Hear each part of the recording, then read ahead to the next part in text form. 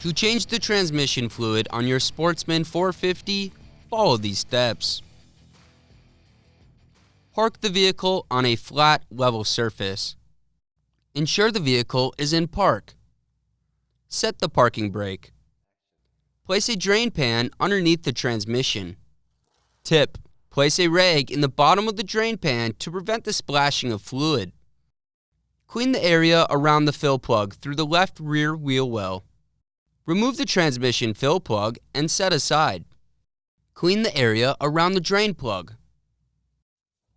Remove the drain plug and allow the fluid to drain completely. Clean any dirt or debris from the fill and drain plugs. Inspect the O-rings on both plugs and replace if necessary. Reinstall the drain plug and torque to specification.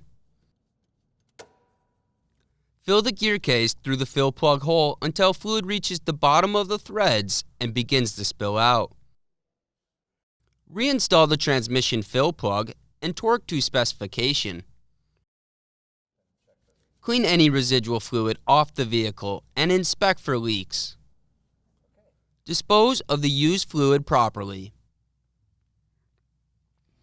For more information, see your authorized Polaris dealer or visit Polaris.com.